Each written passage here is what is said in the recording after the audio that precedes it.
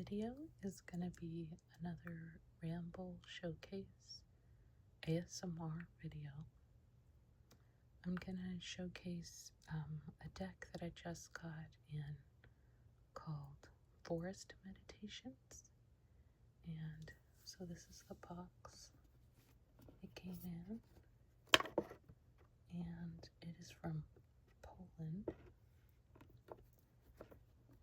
And if you haven't heard of forest bathing before, it originated out of Japan, and they even give you a brief overview, so I'll just read from theirs rather than talking, off the cuff. Shinrin-yoku, which is forest bathing, is a health-enhancing practice that originated in Japan. There, in the 1980s, the Minister of Forestry, Agriculture and Fisheries, Tomohide Akiyama, initiated a program to promote forest walks and, more broadly, being out in nature. It had two goals. The first one was to promote the beneficial effects of the natural environment on human mental and physical health. The second role of forest bathing was to strengthen the Japanese people's bond with nature. This was to protect the woodlands, which make up about 70% of the country's land area.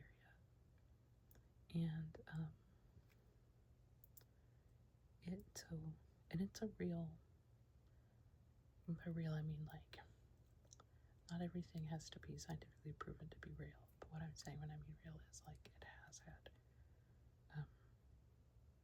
has been researched in a, like, what do you call it? I think if I remember it, a pretty rigorous way. And then they say a serious research into the effects of nature on human health has been conducted for several decades around the world. The term forest therapy has also appeared in official scientific terminology. Shinrin-yoku draws on the output to the fullest, and we can safely say that this practice is built on a solid scientific foundation. And so it's been growing. You can find books on it, and I've not looked around, but I'm sure there's plenty of, YouTube videos. I think you can become sort of an official, like, certified. If I remember right, in Japan, there's actually particular forests you can go to where there are guides who will take you, like they're meant to be that way. And again, I might be making this up, but I think I remember this, that there's also sometimes people will literally get a prescription from their doctor. It's like, you need to do this because it is really good for your health, not just in the way we think of like, oh, going out in nature is great. I think they specifically see benefit, like particular things, like if I remember right, like being out for 2 hours, sort of at least 2 hours is sort of optimal. You're going slowly. All kinds of little things like that. So it's not like being in nature is great, but it's also sort of a particular practice of being in nature that helps. I think that has been shown to be especially good for you, and knows why, it sort of has something. But anyway, so this deck is made by what's their name? I think it's 2 people. I think it's on the box. Might be on the back. Let's see.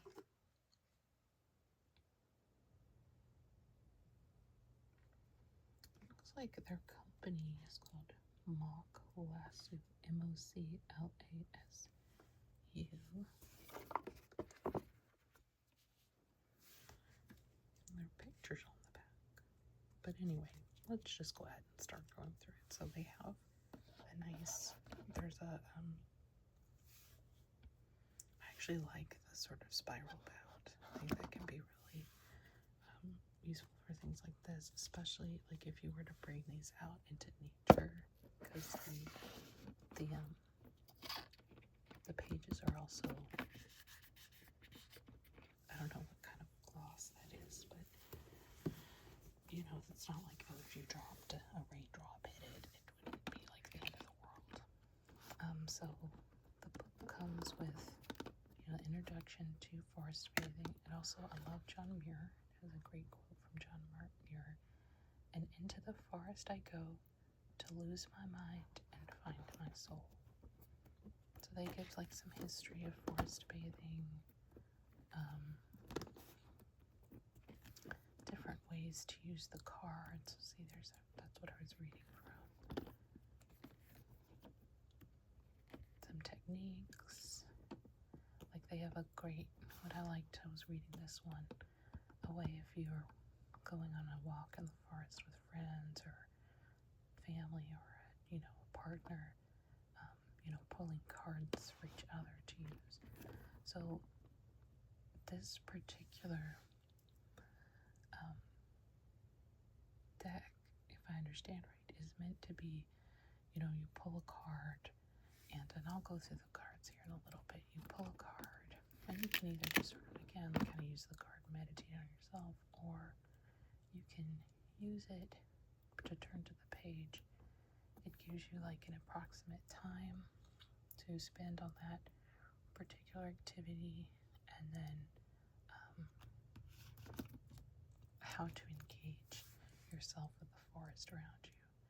So what I'm going to do today is similar to what I've done with other new decks that I've gotten, or decks I wanted to showcase, where I'll show you all the cards, probably pick one or two to you know, read the page for. And then the other thing I'd like to do is, already just in opening it up and looking at it, I noticed a couple of associations with other decks came to mind, and I went ahead and pulled them out to share with you. One is the deck for Wonder Walking, and I think it has a similar sort of spirit to it. That's the right word. And then a couple other decks that I think might also be from Polish creators. I can't remember. Where the artwork is kind of similar. And it's also some of the artwork, the style reminds me a little bit of the Season of the Witch decks. So here's the back of the card, or cards. And it also comes with a nice, and it's a nice big bag so that you can have both the book and the cards in there if you wanted, you know, just in general, or if you want to use that to carry in the woods instead of course, like just the box. So let me put the box to the side.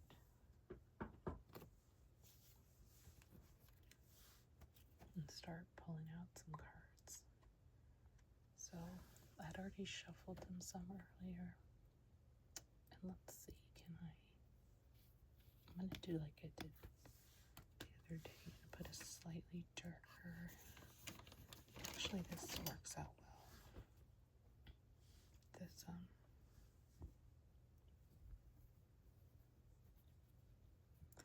both of these claws are from the same creator. Let's see if I say your name right. I think it's Taylor Byrne, Bryn. And I'll try to remember to put the link in the description. I always forget. She does like the Ocean Arcane and those kind of Ocean Arcane, Earth Arcane. She's about to have another Kickstarter out soon. But I love her claws. The feel of them is amazing. They're also beautiful, but it fits well with this. So we have Geometry of Nature. And I'm going to see if I can just go in a little bit more.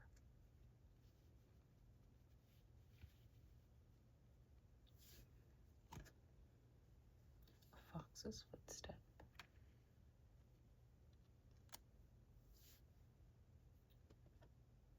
Sight of a Deer. What I like about these, Fox's Footstep, or one of the things I like about these, obviously I love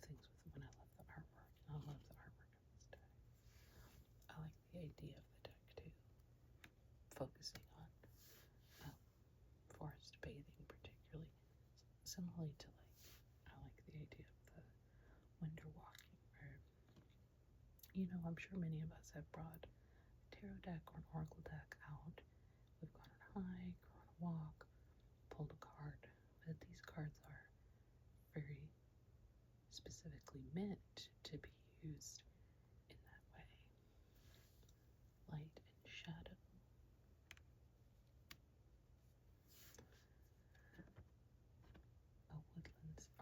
Woodland Symphony. And they all have a number, corresponding to their place in the book. Hare's ears. But I think, let me pull it back out. I'm going to read for that one. So, Fox's Footsteps. Where'd it go? It's out. There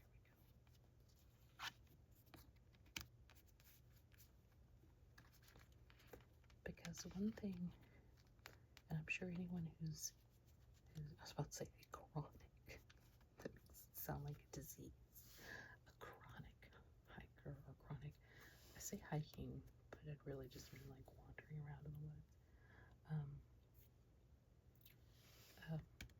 If you're a chronic hiker, then you've probably noticed things about your own experience or your own ways of hiking or walking. And for me, I used to backpack. I might get into that again someday. I used to camp. Same thing. I don't do that right now, but maybe again someday. What I do like to do is go on hikes. And in particular, I like to spend a lot of time, I guess it would be called forest bathing. I mean, I never had thought about that in that way until I learned that it's a thing, but I like to just kind of wander down the trail, not necessarily going any particular speed. And I particularly like to look for mushrooms and photograph mushrooms and fungi and try to identify them. And so I might go a fourth of a mile over the course of 3 hours. But, so that's awesome. I like that. I like myself for that. That's my chronic use of nature. And there's a state park about half an hour here that I'm absolutely head over heels with. And I consider my personal playground. But the whole point of this Fox's Footstep card, why it speaks to me, is because when I look for mushrooms, I really want to write something called Thinking Like a Mushroom, because when I'm looking for mushrooms, there's certain things that I think can be really helpful, or I sort of notice about my own behavior, which is walking very lightly, like a fox, while you're not making noise. So you'd want to do that if you're hunting anything, right? And hunting mushrooms, they're not going anywhere, but they can very easily be overlooked. It's insane how many times, no matter how slow you're going, how many times you stop, that going in one direction you don't see the mushroom, and going back you do. There's just so much to perceive out there. But I like this idea of a fox's footstep. Like I said, it calls me because it has to do, in my mind, with, walking gingerly. And so let's see, number 22. So let's go ahead and read the page for that card. They suggest 10 minutes is a good amount of time for this activity. Have you ever seen a fox or cat move while hunting? Its paws touch the ground, starting with the toes, then the midfoot, and finally the heel. The fox puts its whole paw on the ground only when it is sure that it can safely transfer its body weight onto it. Then it does the same with the other paws. I think there's a name for that. Wolves, I know too. They walk on their toes.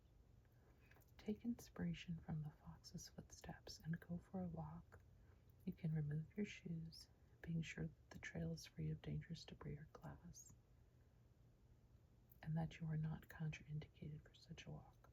So they make sure to let you know. It's like, they say this in the book too, about like watching out for ticks and sort of, good things like make sure you have water. They're not just suggesting you go wander around the forest unprepared. So it's good that they do things like that. Like they say, hey, it'd be great if you could be out there barefoot. Obviously not a good idea in certain situations. Pay attention to every part of your foot when placing it on the ground. Take your time. Place your front foot from toe to heel with awareness of the slightest movement. Only when it is firmly and securely resting on the ground, shift your weight from your other foot to it. You may want to try this step without looking down, focusing only on the sensations that come from the sense of touch and the feel of your body. Stay in body awareness throughout your fox walk. And then they have a note. Proprioception is the kinesthetic sense that makes us aware of our bodies, where our limits are, etc., and our tendons and muscles are receptors, called proprioceptors, which allow information about muscle tension to reach the brain, so that we know, for example, without using the sense of sight, whether our hand is hanging freely or is raised to the height of our chest. So that's the fox's footsteps. Here is the map. And again, since this is a ramble video, I'm just, I'm talking about my own experiences with these things too, my own thoughts about the deck. You may or may not like it. The lesson of silence. And so a lot of the things here remind me, again, like I said, of my own experience or things that I strive for, like the lesson of silence. Like I try to be as quiet as possible, even when I walk. And one of the reasons I like to go I like to hike alone. The touch of nature. Like it can be nice to share nature with, family or friend or partner. But I like going by myself because you can be silent, you can walk slowly, you can do all of those things without snail's pace. Yeah, snail's pace.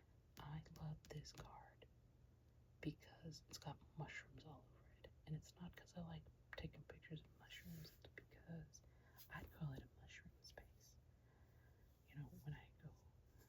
But it's the same idea. A snail's pace, a mushroom, the pace of a mushroom. Even though I know, like, they don't walk around. Slime molds do that, but, not necessarily. Well, I mean, I guess mycelium, whatever. Anyway. But the idea that walking that slowly, you need to walk, that slowly in order to even really see things, like really take them in. And even at those slow paces, you're still missing so much. I mean, it really is, to me, mind-boggling how much I miss. And that what you see, like if I see like some mushrooms, I'm like, oh wow, I saw them. Thinking like, how many more have I missed? Like you must be passing them all the time. So here, I'm going to read this one too, since I really like this. It also says 10 minutes. Snail's pace. Shinrin-yoku Japanese practitioners usually move at a pace of about 2 to 3 kilometers an hour. This is truly a snail's pace. I'm trying to think. A 5K is about 3 miles. So let's a 3K per hour. Wait. 5K is 3 miles. Wait. 5K is 3 miles.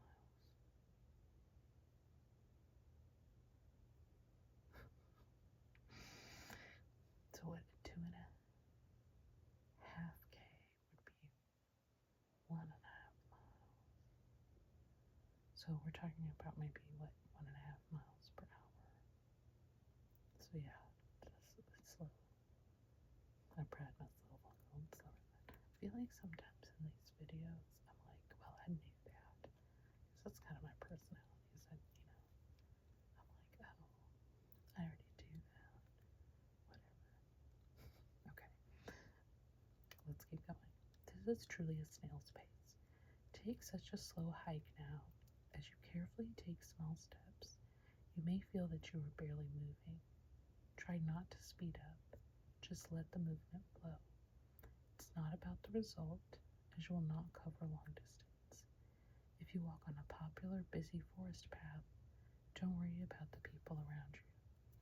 Try to match the pace of the forest as much as possible. Nature supports you in this experience. Walk as much as you feel like walking. As you wander, pay attention to the ever-present movement in the forest and stay with it. Even if the place seems frozen in stillness to you, be aware that everything around you is in constant process. It's a bit like being in a slow-motion movie, and yet fungi, plants, and trees are growing. Woodworms are tunneling through them, and the warm air is gently waving. And also, if I understand correctly, you know what it says 10 minutes. It's not like only do that for 10 minutes. I think it's like use this card as a way to start getting in the habit of doing something. You know, so it's like they're practicing. Practice walking super slowly for 10 minutes. Ideally, you'd be walking like that for 2 or 3 hours, right? But if that's not natural to you, or it's not something you've done before, that these cards can kind of help you focus on, oh, I'm going to focus on that today. But yeah, what I like to do for myself is go through the cards and take out the ones that I feel like I already do, because the idea for me is to use this as a way to expand my interactions and life when I'm in the forest, then the things that are going to be most helpful, here's Underground Kingdom, the things that are going to be most helpful to me then are the things I don't already do. So you think, oh, this is a neat one too, the travel companion. But yeah, it's another reason why I like hiking alone, is you can go whatever pace you want, fast or slow. For me, it's slower than a walk. Then you don't feel the pressure either to go fast or slow, to spend too much for you or too little for you time. Oh, I love this too, because this is like exactly what it's like to look up, right? And you see the clouds and the sun and the roundness of that. I don't know if I'll read this one, but I want to look at it real quick and see if it's something I want to read. I mean, it's something I definitely want to read, but read to you guys. Let's see.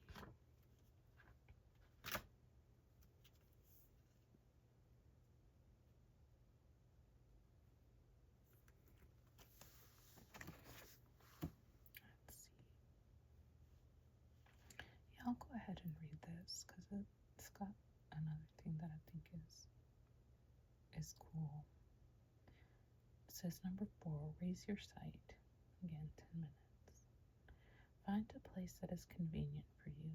You can sit under a tree or lie down in the grass. Make sure that you're comfortable. Also make sure either you're in a place, because they're not saying this. I mean, they are in their first part, but I'm not reading it. Also, just always be aware of ticks and stuff. So, you may need to put something down underneath you. You may not be able to lay down. Maybe you just have to stand and look up. But look up and just be aware of what is happening above your head. Watch the sky, the clouds, the treetops. Does any element give you a particular pleasure while watching it? Is the image of that element static or changing?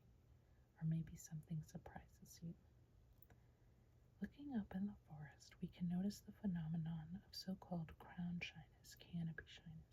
See, I like this. They include like little bits of extra knowledge too. The crowns of trees look like a jigsaw puzzle with gaps between them. Most often this phenomenon occurs between individuals of the same species, but it can also occur between representatives of different trees. There are several theories about this phenomenon. Trees want to avoid collision with their neighbors during windy weather. By keeping their distance, they manage to avoid abrasion, which is cost-effective because it is expensive for a tree to grow new tissue. Another theory is that growing branches are very sensitive to light and stunt their growth when they encounter adjacent foliage. Gaps between tree crowns may also prevent the spread of parasites. And I'd have to fact check that, but I do know crown shyness and canopy shyness is a thing. I don't remember the particulars of the research around it, but MySpace, we're not talking about the dead social media site. Trees. It's neat, different park. Building. It's a little fairy house. Barefoot. I don't know that I like this card because it creeps me out about the feet that are empty. But so far that's the only card that I'm like, I don't like. This I like souvenir. I know for me, it took me a long time to figure out how to do a journal that I was happy with, or at least currently happy with, for the part that I go to, because we've been in my current location for about 2 years, and I think I've been there about 20 or 30 times over that. And I plan, I just try to make myself, whether I feel like it or not, go out there. The whole senses. And I journal a lot. But I wanted to keep track of the experience of being out there. Things I see, how far I go, what I feel. Do I see something cool?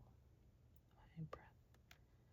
And what's hard to do if you're doing that over the course of time, that means it'd be spread out all over your different journals. Here we go, as it is. And I needed something that could keep track of both sort of the maps of where I've been, as well as the species I found. So I've made myself actually just a plain old binder, like a 3-ring binder, komorebi, where I can put those different things. And it's been useful for me, my tree, to do that. And so that's my way of keeping a souvenir of the experience, and for me, myself to observe over time.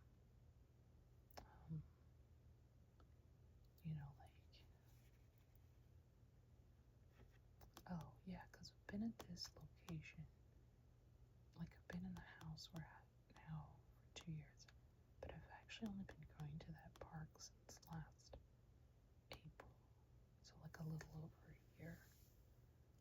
Forest colors. And so what I find very nice is by keeping track of the different fungi I see and trying to identify that sensations. Keeping track of what's the temperature is it cloudy, is it whatever. I'm hoping over time to really get to know that particular place. The Wolf's Trail. I think they call that, it's not phonology, but phonology is part of it. Scent of the earth. So I think phonology, if I'm remembering right, is part of that. So if you're keeping track of oh, what time of year does this flower bloom, keeping track of that over the years, that would fall into that category. An ant's life. So I don't know if you feel similar, if you've seen any of the Seasons of the Witch. The card stuff is similar, I don't know what card stock it is, but it has a similar feel. But I also feel, again, maybe, I don't know. I don't know if this is like rude, but it may be a certain style from, I don't know, like pulling from certain places in Europe, because I think, if I remember right, the Sequence of the Witch, I think the artist even be European, so I'm not sure. So anyway, so those are all the cards. So that's the deck, the Forest Meditations deck. Now I want to show you just a couple other things. I want to show you this, or suggest, I mean, I haven't done this yet, but suggest ideas that might also resonate with you, and especially if you have these other decks. So we have this deck, right? The Forest Meditations deck. And now I'll pull this back out. There's also the deck for Wonder Walking. And it's very different artwork, but in a lot of ways similar idea about interacting, using the cards as a way to like jumpstart your interaction with nature. And they're both, encourage slowness out in nature. So, again, a very different artwork. In our case, like beautiful watercolors, this is home. Sometimes with images that are more abstract than other times. Let's see another. Darkness. And so for example, in the deck for Wonder Walking, if looked at darkness, and I have the big book that's that the creator of that deck has, and let me just go to that inner realm truth finding, because she also has things like activities that you can do with.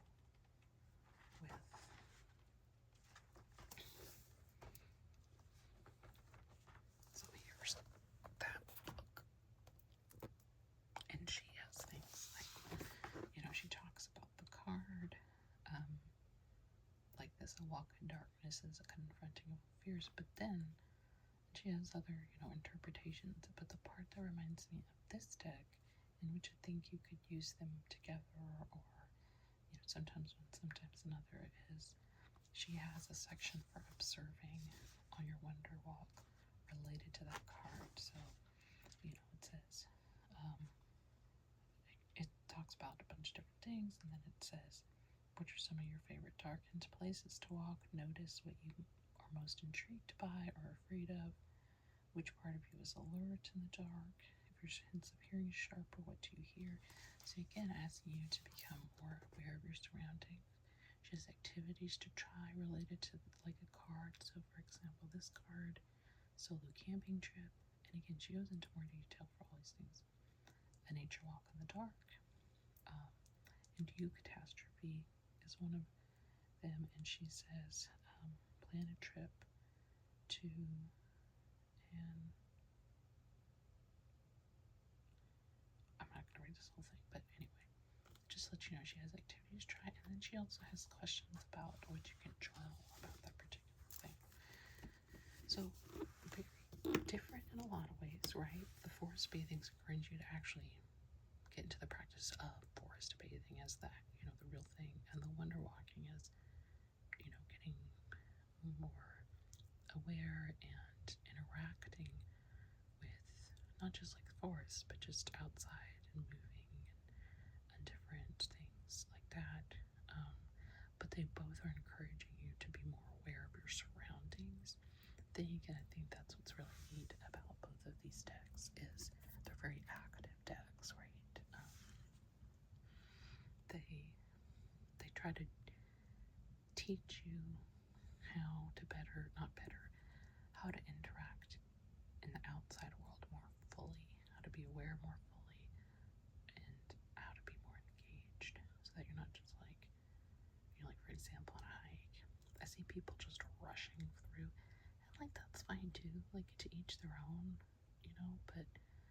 same time, I'm like, why are you out here? But again, to each their own. It's still nicer to do that probably than it is just to run on the sidewalk in the middle of the neighborhood. But anyway, so these might be two decks you want to pair. I know people are doing these card pairings, and I still don't quite understand what that's all about. But I don't know if this kind of qualifies as like pairing these together, or like I said, using one sometimes and one another, or using again this one to help you forest bathe and learn that practice, and this one to just get more in the practice of just in general interacting with your surroundings. Another deck this reminds me of. I'm trying to find it. I don't know which card really jumped out at me the most, but regarding this.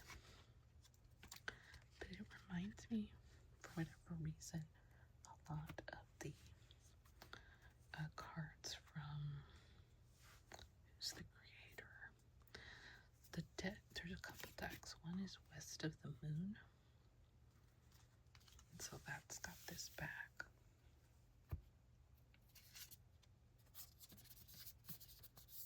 So there's something about the artwork that feels similar to me, even though they're not, right?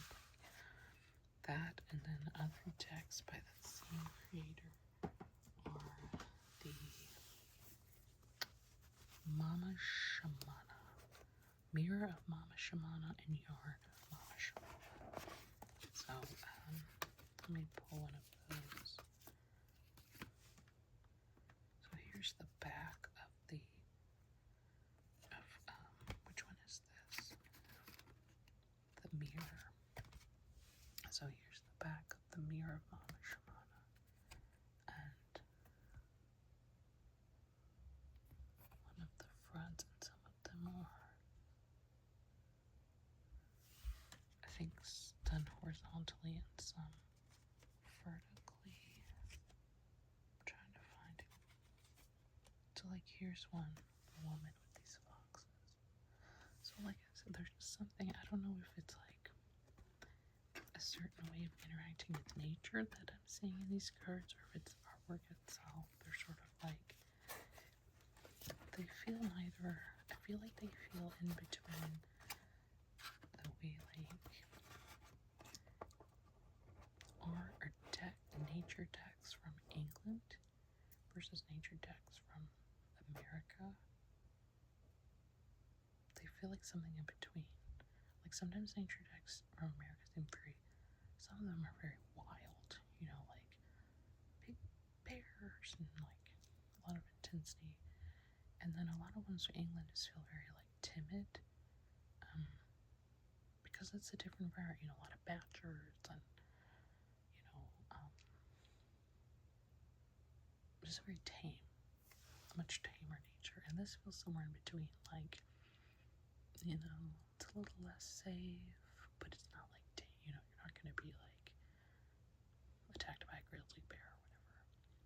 So maybe that's what I'm feeling there. But anyway, those are some other decks that I think like the artwork kind of resonates. So I'll put links to all of those different cards in the description, those decks in the description. But I hope that seeing this deck or seeing some of the other decks, that's been useful to you. As always, if there's something in this card or this deck that really jumps out to you, please, I'd love to hear about it in the comments. Otherwise, again, I hope this was helpful and hope to see you again soon.